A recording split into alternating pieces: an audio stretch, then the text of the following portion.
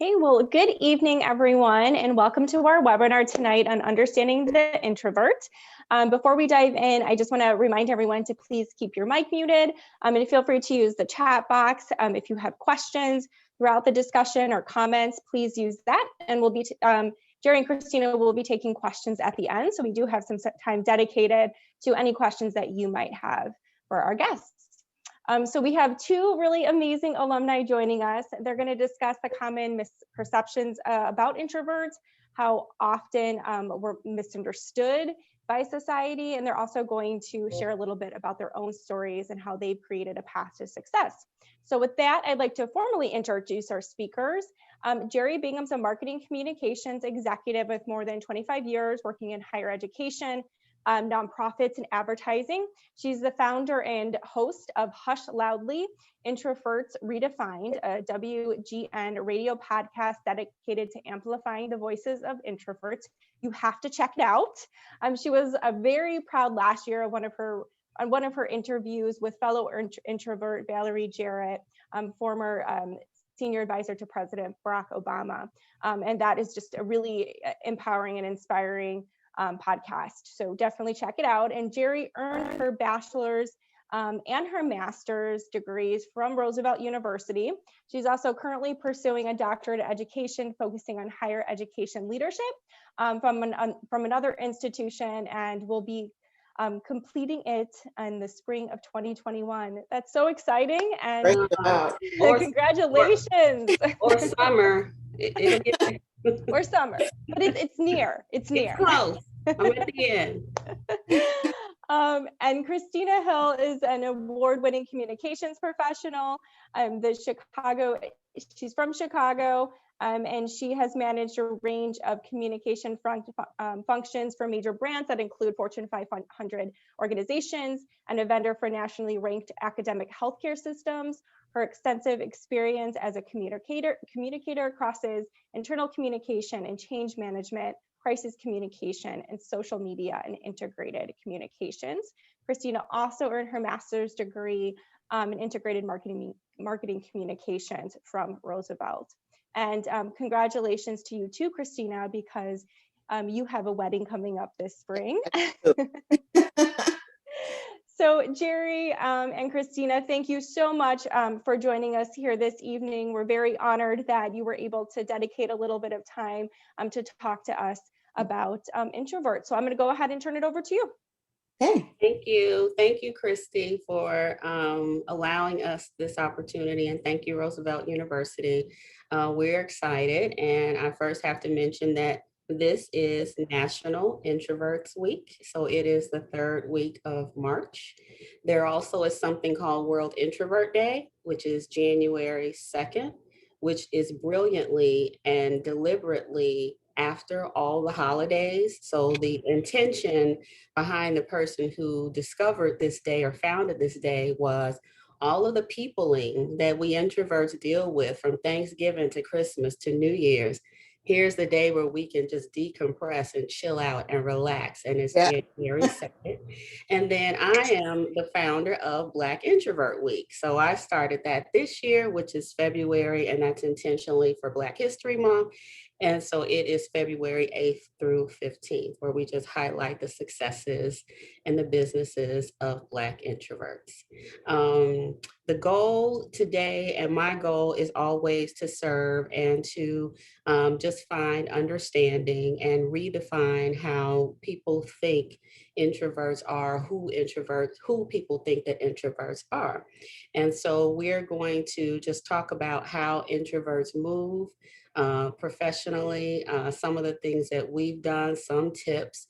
And I think that this discussion is for introverts, ambiverts, that's sort of what's kind of considered in between, and extroverts, because we need each other. It's balance. We love each other. And so we are not here to bash anyone, but we are just here to amplify the voices and get some understanding for introverts.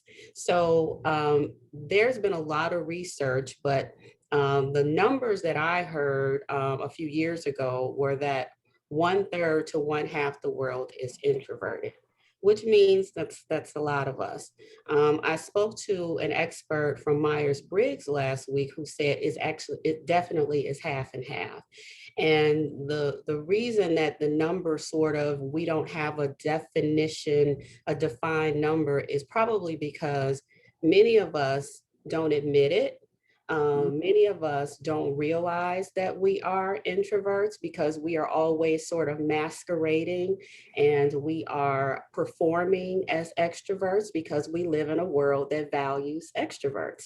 And so what Myers-Briggs says is that it's a preference. And Myers-Briggs is like the gold standard. These are like the personality inventory people. And many of you may have taken Myers-Briggs, the MBTI, at a company that you work with, where a facilitator comes in, you take this exam, I don't know, 200 questions, and then at the end, you are a certain category, and that category is introvert or extrovert, and then there are other letters to define you, if you are perceiving or feeling or judging or sensing and all of these things. And so they are considered the experts. And so they are saying it's about half and half now. But my personal mission is I never understood why introvert meant something negative. It just seems like when I say I'm an introvert, people say, you're not an introvert. And I'll say, what's your definition? And they'll say shy, hermit, recluse, you don't like people, you can't talk, you can't speak publicly. All of these things which are the furthest from the truth.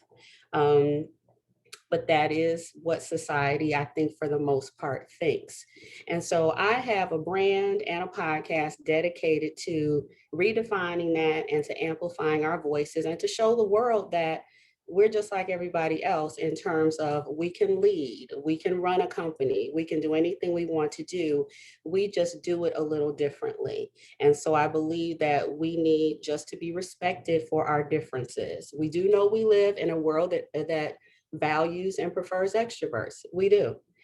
That's the reality. And so we just move a little differently, but we can do everything that they can do. And in my opinion, we can do it better. So I wanted to talk about some of the misperceptions about introverts. In addition to the shy, timid, all of those things that I mentioned before, people think we're sad, depressed souls. And so our people can't figure us out. And I think that may be part of where they develop a narrative, because we aren't necessarily wearing our lives on our sleeves. We aren't demonstrating our personality in ways that it makes people comfortable. But according to other research, no one person is 100% extroverted. No one person is 100% introverted. We are all along the scale. Myers-Briggs says that it's a preference and that it's all about how we gain energy. And so introverts, we are more in our inner worlds, we are in our inner thoughts, we are inside our heads. And so when we need to recharge and regain energy, we may just be alone on our couch, even though if the house may be full of people, but we do these things in our head in solitude in our own worlds, versus extroverts who are the opposite. And they live their life more out loud. And so where we are in our heads, they may be talking to and unpacking their day and thinking things through on the spot with others. And so that is one big way that we are different. Introverts also typically are more selective with the people that they surround themselves with and the people that they socialize with. So we do socialize. And for me personally, I don't love going out with 200 people, but I love going out with two or one. And we go to a little hole in the wall. There's a bar down the street that I like with Chinese food. Christina knows where it is. Yeah. That's what I like, to sit there with one person, and it's a quiet, intimate environment where we can have deep conversation. Whereas an extrovert is going to love to go to that party and can't get enough of it. And it's going to feed off the energy of the 200 people in the room and just be on 10, excited, whereas I'm going to be exhausted. So some of the differences are how we gain energy, how we process things, what expends our energy, our sensitivity to stimuli, our socialization preferences, and how we make decisions.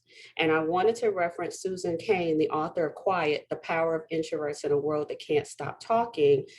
She said that introverts listen more than we talk and think before we speak.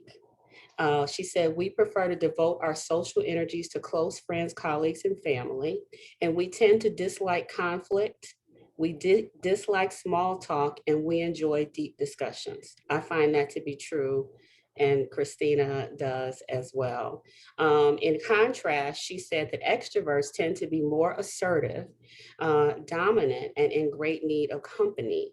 Extroverts think out loud and on their feet, which I love. I envy that. She said they prefer talking to listen and rarely find themselves at a loss for words. And so, and her definition of shy, she says shy is a fear of social disapproval or humiliation, while introversion is a preference for environments that are not overstimulating. Another researcher said that introverts are less sensitive to dopamine to feel happy. Our nervous system is one that is energy conserving versus extroverts whose nervous systems are energy spending. And this may be why we're thrilled and satisfied doing things like reading a book. We're thrilled. And to an extrovert, that's like boring. It's like, really, it's not enough for them. And then another researcher talked about how introverts have a longer neural pathway. And so in our brains, when we process stimuli, we include our internal thoughts, our long-term memory, our feelings. All of these things go into our brain as we're formulating an answer. So that might be why it takes us a little longer to come up with an answer, because we're putting all of this, our brain is putting all of this into it, and extroverts have a shorter pathway. So now I want to name drop. I always love to name drop when I'm talking about introversion to help just give a little context. Just some leaders that you'll all know who are introverts and who I hope one day to get on my podcast. I have to start with President Barack Obama. You can kind of see it. And in all of these people that I'm mentioning, they all seem sort of have a quiet, calm strength. So Barack Obama, Oprah Winfrey, Bill Gates, Mark Zuckerberg, Jeff Bezos, Michael Jordan, Tom Hanks, Meryl Streep, and I love RuPaul. He was a shocker to me. And there are many more. So now I'd like to jump into our conversation, bring Christina in. And I thought that we would first talk about how introversion maybe shows up in higher ed. Christina and I met through the Integrated Marketing Communications Master's Program. And I actually completed my undergraduate degree at Roosevelt. And one of the things that I loved about Roosevelt was that it was just so intimate, and the small class sizes, the more attention, just like you heard us talking to our old professor here. He remembers us, we remember him. So it was definitely something special. And to me, that environment as an introvert, even though I wasn't talking about myself as an introvert at the time, it was perfect for me. And so Christina, what did you want to add about the program and higher ed, college in general? I agree with what you said about the class size being very appealing to me. So looking back at that time and just growing up in general, we didn't talk about things introverts, extroverts. I just knew that there were certain environments that I excelled in. One of those things was, like you talked about, in small group settings. I felt like because it was more of a smaller group that I can listen to people more, develop stronger relationships, and then I felt more comfortable talking and giving my opinion. So when I saw the program at Roosevelt and that the classes were very intimate, it was very easy to develop relationships, not only with my classmates, which is how we met, and I have other really great friends from Roosevelt as well, but I felt like I was in a really strong learning environment, and I always felt comfortable contributing because the class sizes in the program just fit my personality. I didn't feel like I was sitting in a classroom with 200 people where I was lost. And like you said, I use my energy differently. So that really would have, I think, been a struggle for me. But the class sizes and just the teachers and the amount of knowledge and having that space to feel like I can contribute and be strong in my personality, I think that that's what helped me really be able to be very successful in the program and complete the program. And I think we talked about this before during our prep. That was one of the best decisions that I made going to Roosevelt, not only because of the experience I got from it, but Roosevelt, I believe, was one of the first integrated marketing communications programs in the entire country. And so what I learned from that program is still something that's applicable to my career today. So that was one of the best investments that I've ever made in myself. Okay, Christy, I think your marketing people need to hear this because there's a lot they can use for the brand in terms of enrollment and recruitment. So FYI. And so I am taking notes, Jeri. so some great sound bites. So we'd like to jump and talk about the office. And so we talked a little bit about higher ed and our needs. And I think when it comes to the office, I like to always think about, let's start from the beginning when you are interviewing for a job. So when I'm interviewing for a job, my resume has everything it needs. I definitely have the qualifications to get the position or I would not apply. And it's challenging because I have to perform a little differently in the interview process. And usually the first probably 30, 60, 90 days at the new job. And that is because I am an introvert. I think in the interview process, people are looking for, and especially in my field in marketing, I promise you I'm creative. I promise you I'm smart. I'm all of these things, but I think that because my demeanor is more soft-spoken and maybe not as expressive, people mistake that for something else. And so I think that when I am a candidate next to someone who probably speaks faster, moves faster, is more showman-y, so to speak, that may be a deficit to me. And so what I have to do is, in my own way, figure out how to shine a light on the things that I'm doing so that I actually have a substantial chance, that I have a shot. And so even in the interview process, I may speak a little faster, I may smile a little more, and I may overdo things because I know that's what's expected. It's not fair, but that is what's expected. So we have to play the game, play a role to get the job. Christina, what about you during the interview process and all of that? It's funny you said that because the attributes you mentioned earlier, kind of, how we like to stop and think and, think before we speak and really be introspective in our answers. That does not work in the interview process. So I've always gotten that, and I've been able to bring that energy to interviews. As I've continued to invest in my career, though, I've actually had to invest in career coaching because what I was doing was, I know my resume can speak for myself, but my career coach said, I know you have all this experience, but you have to get comfortable touting yourself and being your own cheerleader. I'm like, oh gosh, that was something I had to really get comfortable with because it's just not something that I do. I like to, like you said, let the work speak for itself. I know I'm smart. I know I can do the job, but that person who I'm talking to doesn't know it. So I really have to, and I like how you said that, everyone has a little bit of introversion and extroversion in them. I have to really pull on that extroversion side during interviews because I have to sell myself and I have to give that energy and I have to really toot my own horn. After I've had those experiences, though, after those interviews, I'm completely exhausted. And then I'm in my mind after thinking through everything, every answer, and trying to dissect, did I do a good job? And what does this mean? So everything you talked about being in our head and reflective and just kind of going, having some downtime. So it really is, like you said, you're in a world that promotes extroversion. And at times you do have to jump out and you have to play in that field. But then later I have to take the time to recharge myself and get my energy back up.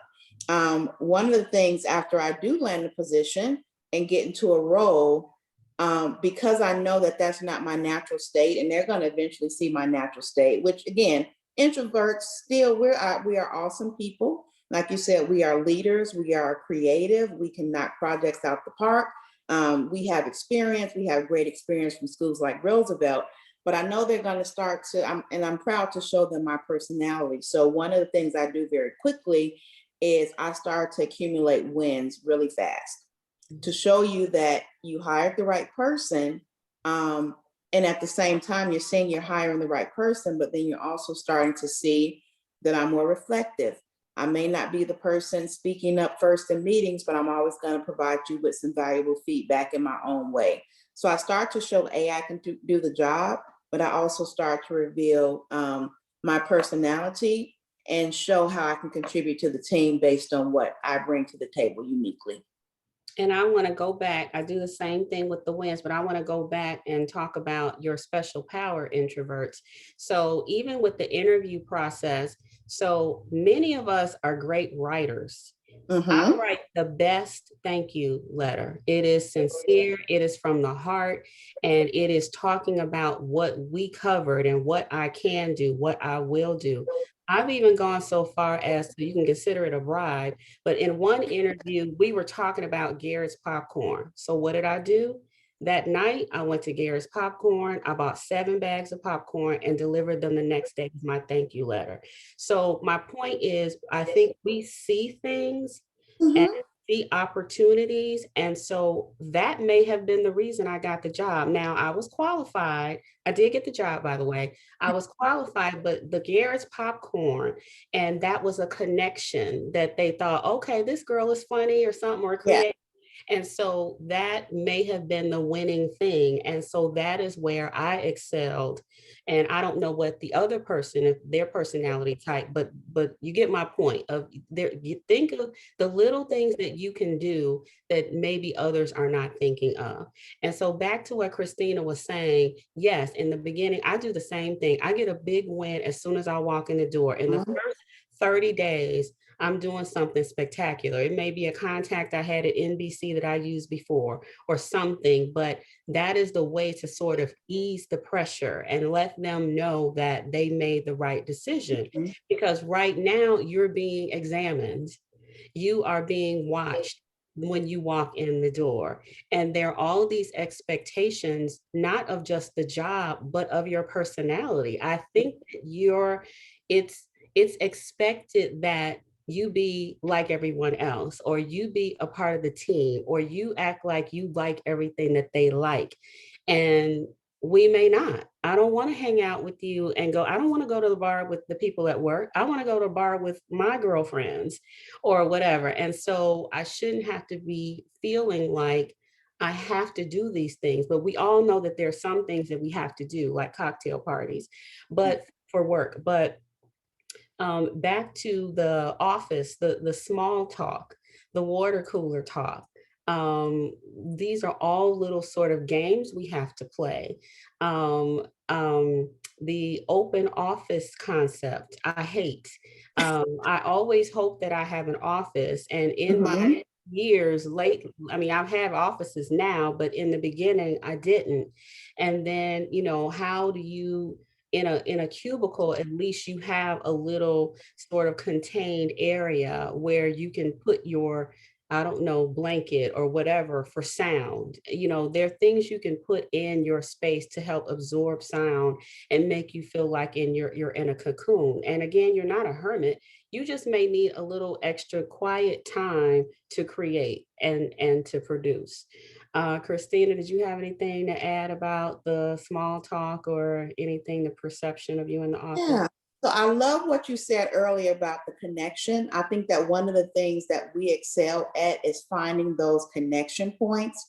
And I lean on that heavily. So like you, I am better in one-to-one, or like I mentioned earlier, small group conversations than these big rooms full of people. So when I'm able to intentionally seek out those one-to-one relationships, I find things that I'm listening, and that's what I connect on to build relationships. So I may not be the loudest person in the room, but they're going to remember me because I was able to develop that one-on-one conversation.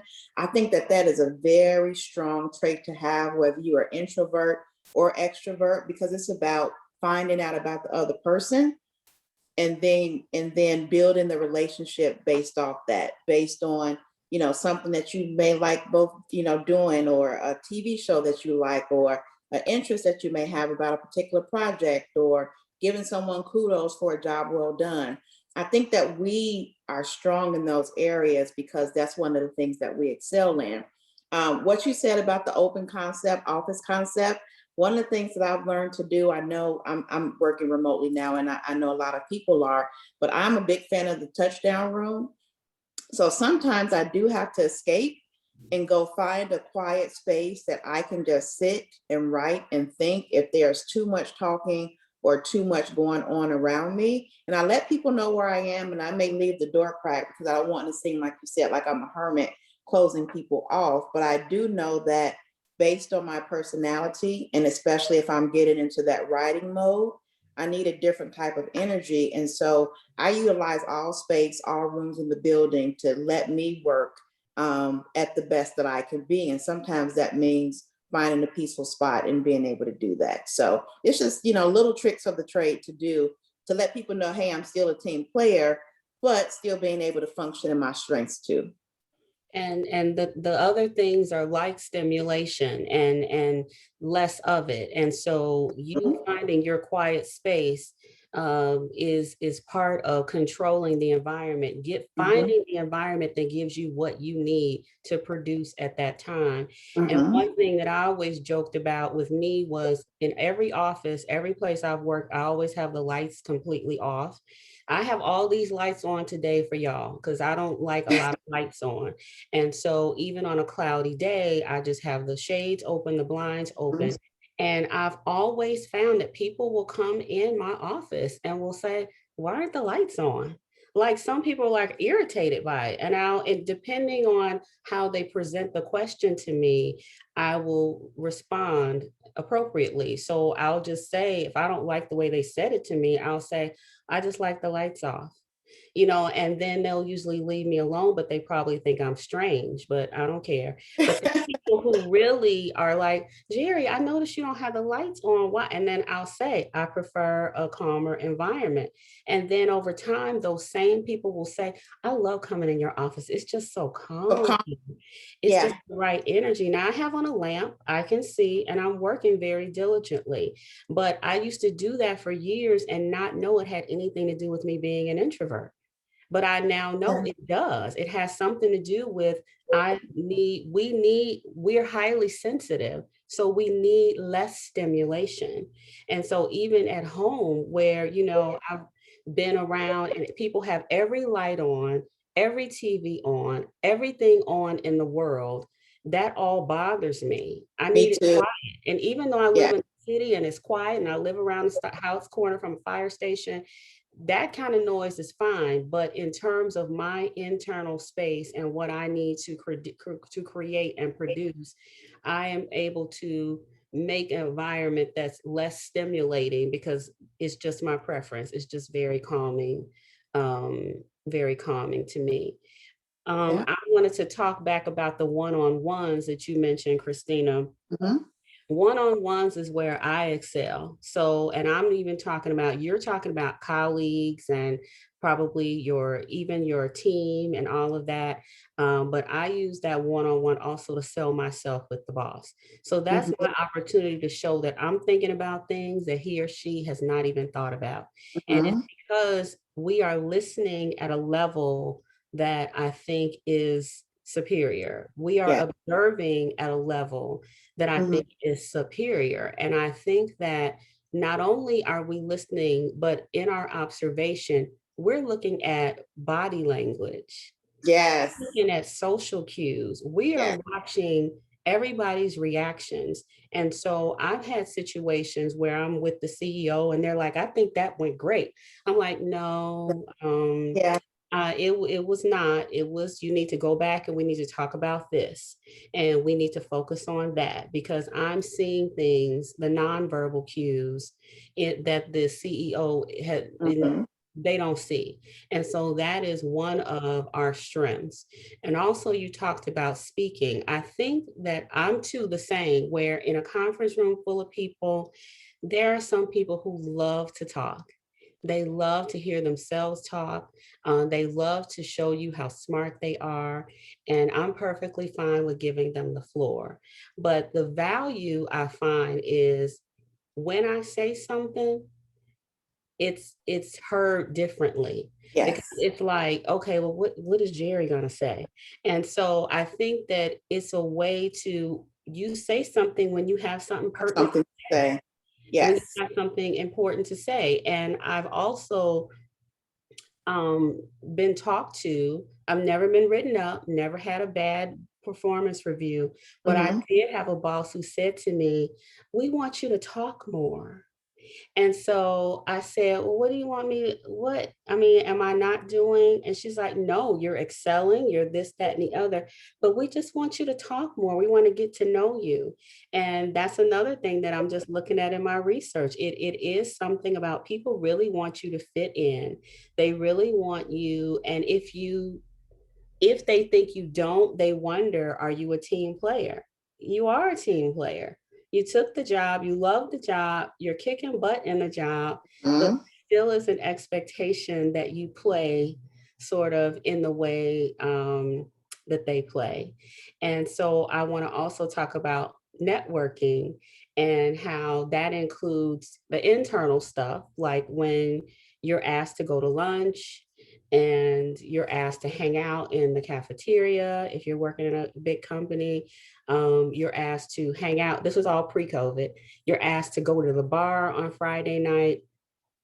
You're asked to do all of these things. And I think that sometimes, it's not understood. And so Christina and I were talking about how, and even at a conference or a cocktail party that you have to go to, you have to figure out how to make your way in Yeah. and get on out. And, it's okay to show up for an hour. It's okay to show up and make yourself seen and talk to one or two people. And I think that that also is a difference with introverts. When I go to conferences, I think there are people who are really working the room and they are leaving with 200 business cards or leaving with 200 new contacts. Not me. I'm probably leaving it with two or three, Two or three. but those people are Yeah. going to be people that I talked to for years and years Year. and years because Hmm. we made some kind of connection. Go on, Christina. Yeah, I really agree. And I think that it goes with finding your comfort level and accepting yourself for who you are and being confident in what you bring to the table. And know that when you go in that room, that you're going to find those contacts and walk away with something worthwhile. Like you don't have to take on the personality of someone else because eventually it will get tiring. Yeah. Starting my career, I thought I had to do that. It's tiring because you simply can't keep that up, acting like you're something that you're not. Like we've been talking about this whole time, you have to pick your spots and learn how to operate in that strength. So it's like, yeah, I'm going to go to cocktail hour. I'm going to go to the conference, but I'm going to work the room in a way that I know is my strength and it's not going to work for me because it's been proven that it works for me. And I'm going to really be okay with that. I love too, Jeri, what you said about when you're in a room, because we examine situations more and we're reading a room, that we have great feedback to share. I think that also connects to, and we talked about like we can develop those one-on-one or intimate relationships. People are more prone to feel comfortable coming to us, telling us things that will inform our work than Yes. they would make perhaps extroverts, because we've taken time to develop those relationships. Um, and they feel comfortable because of that coming to us and telling us, hey, I don't think that worked, or let me give you a piece of something that might help a project that you're working on. So those are all strengths that people who may display more extroversion because they may always be talking.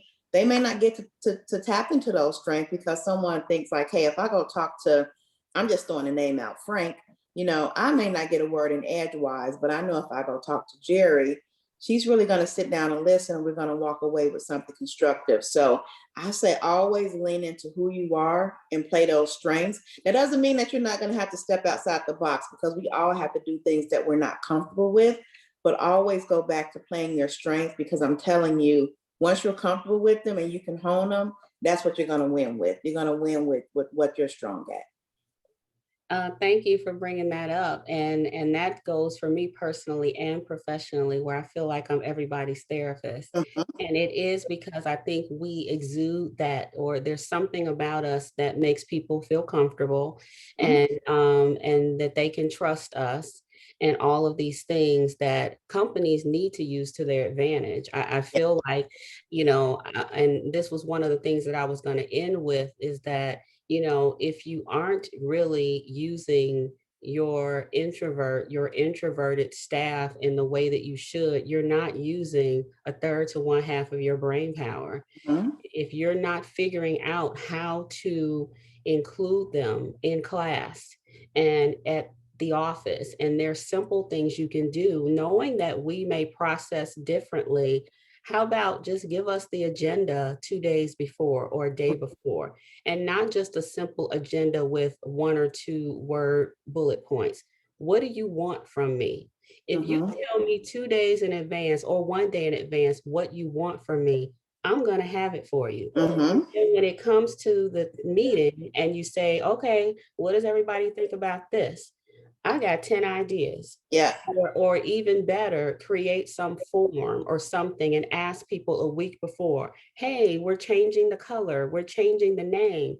Can you all submit on your own when you want to your ideas for the new color or the new name? Right. Your introverts are probably going to come up with that gem because of the way that they see the world and see everything that others don't. So give them that opportunity to blossom in that way. And don't expect that you're going to come to a meeting on Thursday and you say, okay, everybody, we're changing the name. What are your thoughts? The introvert, and both of us are very successful and in leadership, most likely are just going to sit back and let people take the show. Just let people run with Yeah. it. And then the decision may be made, and you aren't really using, like I said, your brain power. So that is one piece of advice. And also in classrooms, even for instructors, Absolutely. I was looking at some research where it was a study done where there were instructors who, instead of just calling on students in that environment of 25 people in a class, and only a certain number of people are going to put up their hands, what they did was they asked questions and asked people to write their answers. So on a sheet of paper, everybody write their answer or write their idea. They all hand them in to the professor. The professor goes through each one. So you now have 25 ideas. Right. Versus if you just blurted out and said, what does everybody think? You may have 5 ideas. And so those 25 ideas, some may be similar and some may be out of the box, wild, beautiful, but you've given that, and some may be awful, but you've given everybody a voice and an opportunity to be heard in their way. And then when you pick that introvert or pick that extrovert, let them elaborate. They can elaborate on it. And so there are all of these things that I would love to get into companies and tell them to do, and into universities to tell them simple strategies. And that's just a way to be just more accommodating. It's funny that the universities and the corporations, but I was sitting here thinking back to childhood, and for that age group, when you're in elementary school and in grammar school, imagine how powerful it will be if people can talk to them based on their personality, because you don't know at that age. You just start to know, well, I know I like being in small group settings. I know I would prefer, even with me, to be in a classroom by myself reading a book. I don't necessarily need recess. And I remember just sitting there thinking, well, why don't I like to do these things? I just knew I didn't like that. And I knew I was perfectly fine. If no one talked, like I was fine. If no one wanted to talk to me, like I was A-okay if I had a book, but I didn't know what that meant. So even younger, imagine being able to teach people or talk to people about their personalities so that they know as they're developing into whoever they're going to be, that it's okay. That there's that you don't want to go do all these things. You're perfectly okay as you are, and helping them to be able to learn in that way. Yeah, I would have loved that too, because it wasn't, and I was the same way. I was different. I thought I was weird, but I was okay with it. And my parents made me feel okay with it. So it wasn't a problem that I wanted to sit on my porch and play with Barbie dolls and play with my cars. I like cars too. I like boy stuff. It was no problem. And then I like books. So other kids were playing, I could care less. And so it wasn't until my 20s when it was I was working at a position and we had the Myers-Briggs. And I was like, oh my God, is that it? You know, it's not just me, it's a whole world of people just like me. And it was so great for my personal self-discovery as we looked at my strengths, because that's what I knew I had these things, but it was great to hear them. Yeah. So we wanted to talk about another thing. We're kind of running out of time, was talking about if you are a person of color, if you are a Black introvert, because that is all that we can talk about as Black female introverts. So in the workplace, it adds another layer of, I think, mystique. I personally think that in our society, the Black woman is seen or defined one way, and it may be based on television, it may be based on stereotypes, it may be based on other things, that the Black woman is more like the sassy one, or the quick-witted, the sharpshooter, all of these characters that you see on TV. And then when I walk into the workplace, I'm not that. It's like I have a soft-spoken demeanor. I would say, I guess people would say I'm probably more conservative, and I don't live my life out loud. There's nothing going on in my office that could define me. Like, you can't say, oh, she's got this, and this. I can define her within 5 minutes. I'm not really coming in on Mondays talking about what I did on the weekend. My life is very full. I do a lot, but you never know it. And so that adds a whole nother sort of layer that we have to work through as Black introverts when we come into the workplace, because we already are quieter. We already have to prove ourselves. And now that we are Black also, I feel like we have to overprove who we are and make people understand us and make people comfortable with us. Christina, did you have anything on that? I was going to say, like, on top of that, I think because we're, more quiet and more reflective, people can automatically think that that turns into the attitude or unapproachable, which can be the farthest thing from the truth.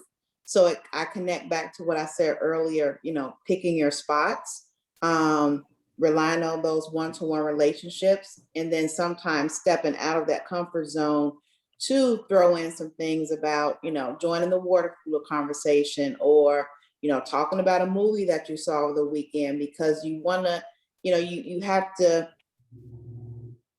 avoid those stereotypes and overcome them, even though people still may have them.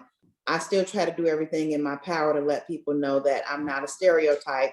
No, I'm not a mean person. Yes, if you need to come talk to me, you can. So I think it still has to be for me, a balance in many ways to try to overcome those things, because like you said, there is an additional weight on top of I'm going to call them strengths that we have that may be different from what other people bring to the table. Yes. And I just saw, I think that was Sabrina that popped up about intelligence.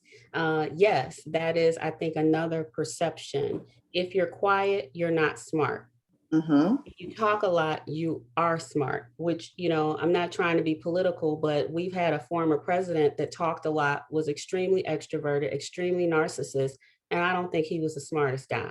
So I think we also had a president who was the opposite of that, so Mm-hmm. I think that that again is a society, that's a misperception. Just because I'm not talking nonstop doesn't mean I'm not. Hey, It right. doesn't mean I don't have anything to say. That is a unfortunate misperception. And so that's why I think as we keep saying, you have to find your way to show that you are smart Mm-hmm. and show that you are creative and show that you belong. And unfortunately, you do have to take these extra steps because we live in an extrovert rewarding world. We Yeah. live in a world where the person that talks the most, that has the most likes, that's the most critical. I mean, look at the news, everything, the 24-hour news cycle. It's like it is the most vocal, it seems to be the most popular and the Look at most the social media influencers. Like if you want to make it on social media, you have to be posting, showing all of your life, 24/7. So I mean that is the world that we're living in, that you have to be loud and out there to get the attention. Yeah, and I just probably fail at that. So for my brand, I will post things and do things, but I refuse to live my life out loud. Mm-hmm. My life is still very private and I have to hold that for myself, and that is your choice. So Mm-hmm. everybody has to choose what's best for them. But for me, I'm not doing it. But I do know that for my brand, I have to post on social media. As a marketing person, I have to post, and also as a voyeur, as a marketing person, all of my social media accounts are to see what everybody else is doing. I Mine have too. I have to be aware of the trends. I have to be Yeah. aware of what's going on. And so for that reason, I have it. I very rarely post except other than for my brand. But this is something that, that we just have to deal with. Um, so I think we can jump now to a couple of questions, Christy. Yes, and thank you so much. I'm sitting here just very excited about this conversation because I'm resonating with so much of what you're talking about right now. You were talking about the social media info, which I was just thinking about that the other day. Like, how do they do it? How do they just? I don't know. I don't get it. But now I know why I get it. why it's difficult. And I think about even the social media, that level of stimulation. Like one of my very closest friends is an extrovert. She thrives off the energy and the replies and the responses. It's meaningful to her. She needs that. Just like when we go into a room. She needs that. Just like when we go into a room. Oh, I don't know. All of the attention, not just attention, but the validation, the I don't want to say anything negative, but the energy, she needs it. And I think and people like that, they post all day and all night because they need it. We don't. So, Yeah. it's just a difference. And it's not that one way is better than the other. It's just different. Yeah, definitely.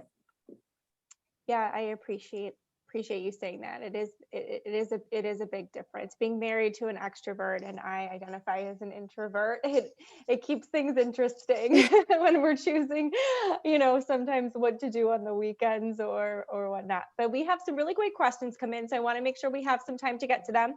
And for those of you, feel free to start, adding some more questions to the chat box. But the first question is from Phyllis. How do you think the remote work due to the pandemic has impacted introverts? I think that in the beginning, in March, when we all got the stay-at-home orders, every introvert I know was on cloud nine. We were very excited to be at home, although the doom and gloom of the pandemic and not understanding what was really happening with this virus that came from out of nowhere, that was weighing on everyone. But every introvert I know was loving it. But then it came to a point where there's so much of this fatigue from Zoom, and I think that extroverts still win on the Zoom game because they still are getting your attention. They still need the attention. They still need the energy. And so they're nonstop Zoom meetings. Another thing that I found, which irritates me, is everybody wants to Zoom. Why can we call? Can we talk on the phone? Remember we used to talk on the phone?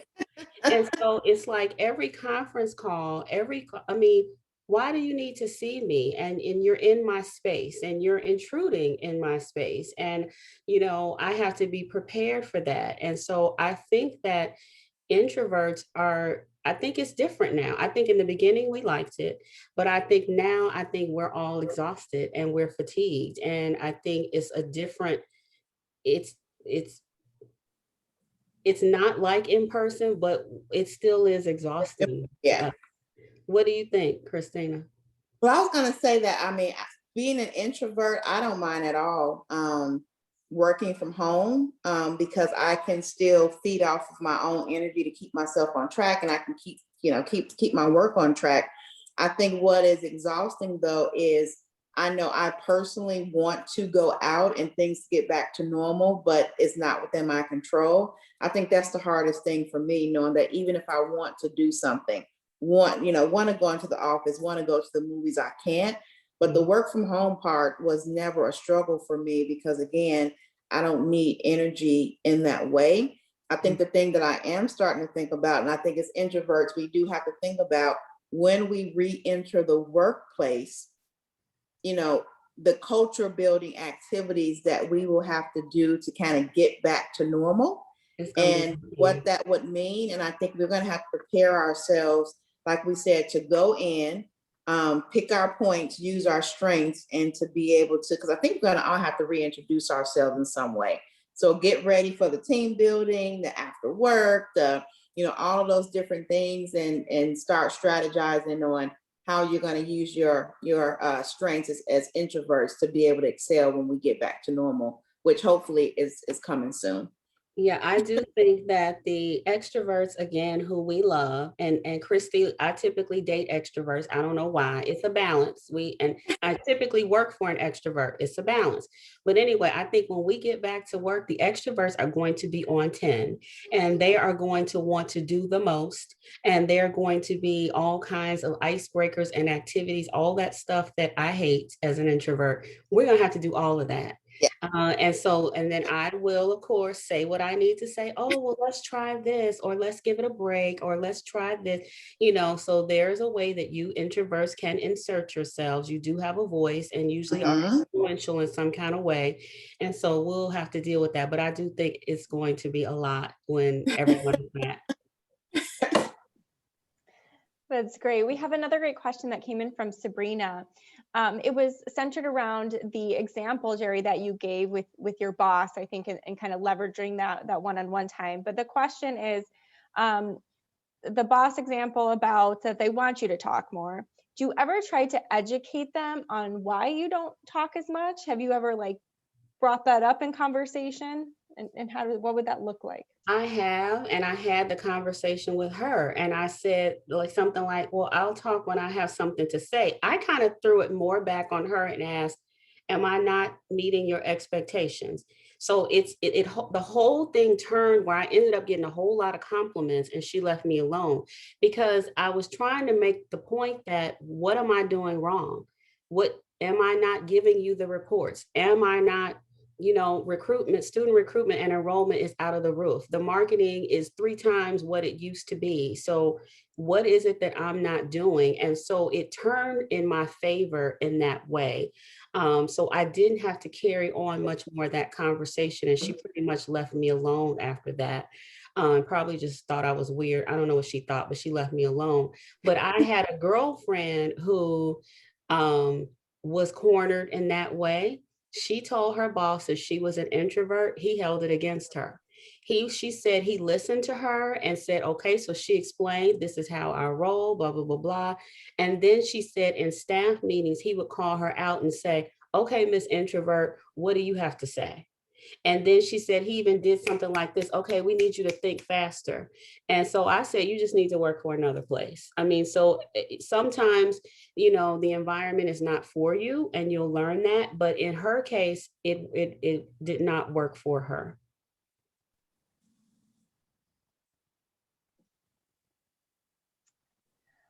Well, thank you so much. And thank you both. There are so much gratitude here in the chat box to you both, just saying this was a very well thought out presentation. It's reassuring. Thank you for your bravery, kindness. There's applause to you, to you both. And just again, lots of love and thanks for everything that you shared tonight. And that I think that goes for all of us here, whether we're an introvert, extrovert. We appreciated this, right? I think it's a conversation that needs to continue. So thank you so much for all of our participants for being here. To Jeri and Christina, thank you so much for your insights. And Jeri, best of luck on completing your degree this summer. And Christina, you're going to have an amazing, beautiful wedding. So happy for both of you and these great big milestones coming up in your lives. It was just really, I think for me, just a really inspiring hour having two alumni here really talking to us about this topic. So thank you so much. I'll turn it over to you if you have any last minute thoughts that you'd like to share. I just wanted to add that I think that introverts have it all. I think because we have to be chameleons, so to speak, we have to be flexible. We have to bend. And so even thinking of the pandemic, my extrovert friends were going crazy. They were losing it. And it was easy for me to maneuver in this different environment. And so I think that we are ahead of the game. I really do. And so I just urge everyone I urge the extroverts who hire us and who love us and are friends with us, just be cognizant of the fact that we're just a little different. We just process a little differently. And then also for the employers, figure out how to use your introverts because you're not using all of your brain power. And then my advice to everyone is just figure out that one little thing that you probably think is weird about you or something that you notice is different. That is probably your biggest asset. That is probably your secret sauce. So figure out how to use it in the workplace because I guarantee you it'll help you. And I think I just want to follow up with what Jeri said. Hey, I'm so happy to be here with my Roosevelt family. This is wonderful. But just be who you are. I think I'll just end with don't try to be anyone else. We bring a lot of strengths to the table. As Jeri said, just try to tap into those things. It's okay that you are not the loudest person in the room. It really is okay. Just be comfortable with it and just operate in the strengths that you have. And you will win at being yourself. You will not win at being anyone else. Believe me, I've had to grow into this and trusting my instincts and trusting, what I bring to the table. And now that I've done that, I feel that I'm at my most comfortable and best self. So it's okay. It's okay that we're quiet, that we like to reflect, that we like to steal away and read books and go to the movies by ourselves and can eat dinner by ourselves. It's really okay. So just tap into that and enjoy it. Well, thank you both so much. Someone commented in that they found their tribe. So I think we feel very at home in this space with this group. Someone asked when they want to know when is the next one. So again, thank you so much. I think these comments just are reflective of how much we appreciate you both and showing up tonight and sharing all of this. So thank you so much. Thank you, Chris. Thank you. Thank you, Tribe and Roosevelt family. Thank you. Stay safe, everyone. Yes, have a good evening. Thanks, you too.